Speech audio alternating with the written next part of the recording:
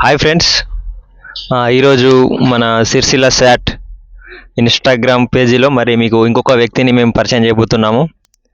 ఆ, అతను కూడా మాతో పాటే జాబ్ సాధించాడు.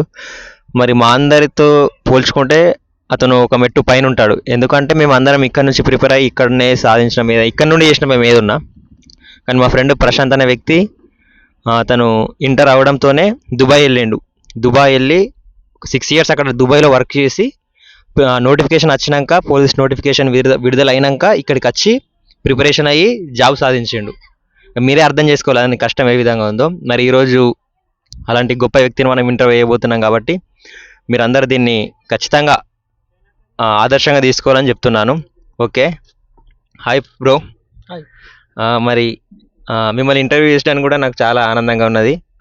ఫస్ట్ ఆఫ్ ఆల్ మీకు మీ స్టడీ ఏ విధంగా అయింది, మరి మీరు ఇంటర్ అవడంతోనే దుబాయ్కి వెళ్ళడానికి గల కారణాలు ఏంటి, మీ ఫ్యామిలీ బ్యాక్గ్రౌండా, దేని గురించి మీరు దుబాయ్ వెళ్ళి మళ్ళీ తిరిగి వచ్చి మళ్ళీ నోటిఫికేషన్ కోసం ప్రిపేర్ అయ్యి మళ్ళీ జాబ్ సాధించారు కదా, దాని గురించి ఒకసారి మా ప్రేక్షకులకు మీ మాటల ద్వారా తెలియజేయండి ఒకసారి. Hi friends, myself Jagir Prashanth. నేను 2024 బ్యాచ్లో రాజన్న సిరిసిల్ల జిల్లా ఏఆర్ కానిస్టేబుల్గా సెలెక్ట్ కావడం జరిగింది. అయితే నా బ్యాక్గ్రౌండ్ వచ్చేసి మేము పూర్ ఫ్యామిలీ. కొంచెం మా నాన్న తాళెక్కుతాడు. నా ఇంటరు 2016లో అయిపోయింది. అయిపోయినాక డిగ్రీ కంటిన్యూ చేద్దామని కరీంనగర్ వెళ్ళిన.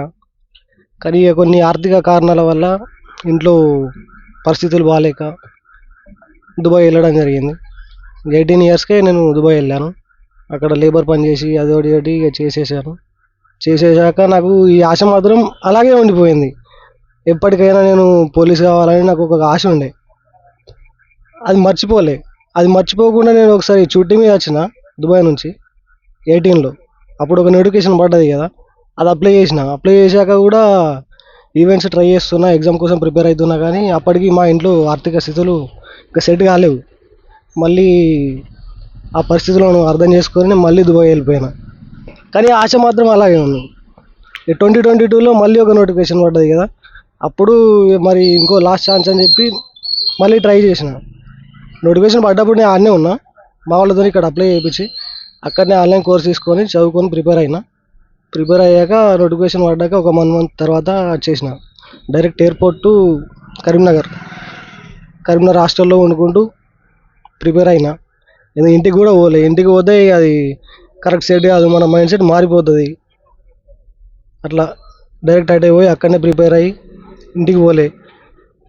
ఎగ్జామ్ వచ్చాక కూడా ఫైనల్ రిజల్ట్ వచ్చాక ఇంటికి పోలే. రిజల్ట్ వచ్చాకనే ఇంట్లో అడుగు పెట్టిన, అంతే.